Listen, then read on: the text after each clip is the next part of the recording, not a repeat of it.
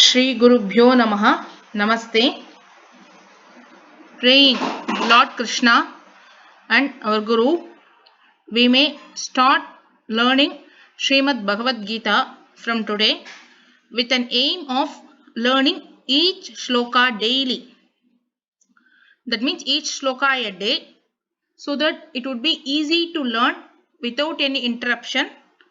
Also, let us pray God that any unwanted interruption should not come in our path.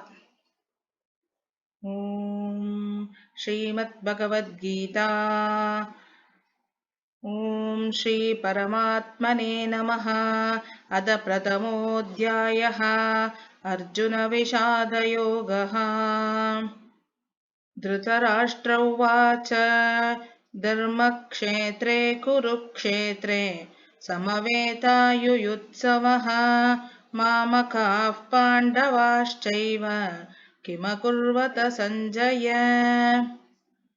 Here, for easy understanding, we give English transliteration also, but you don't prefer to continue with English transliteration. It is better to study Sanskrit script and follow the shlokas in Sanskrit script. It gives proper pronunciation. But for understanding for beginners, we gave this English transliteration of shlokas.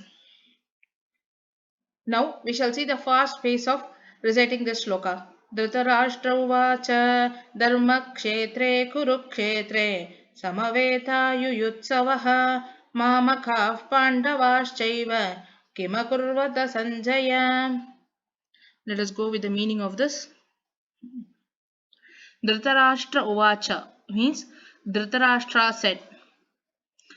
Here King Dhritarashtra is saying to Sanjaya, Dharmakshetre.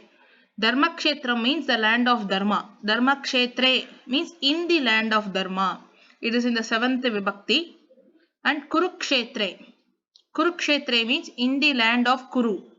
That is in the battlefield of Kuru. Here they gathered for fighting. So it would be generally the battlefield. And we also know that both Kauravas and Pandavas belong to the Kuru Vamsa, Kuru dynasty.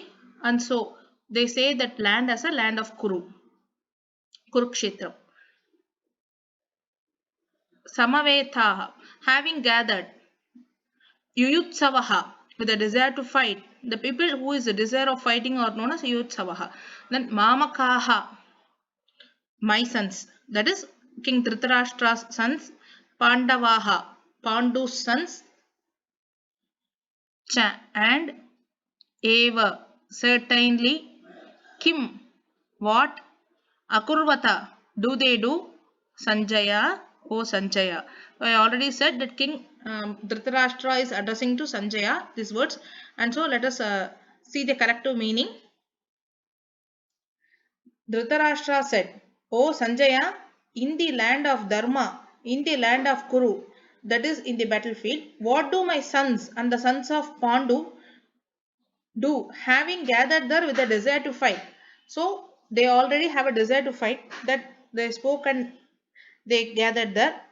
So now what they are doing? Like this, Dhritarashtra asked to Sanjaya. Since King Dhritarashtra is unable to see, he can't go there and visualize anything.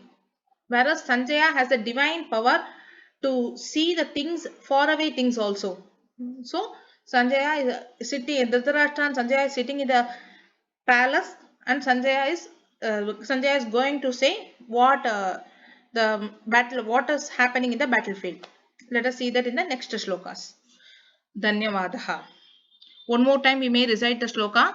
Dhritarashtra uvacha dharmakshetre kurukshetre samaveta-yuyutsavaha mamakaः pandavaschaiva kimakurvata sanjaya.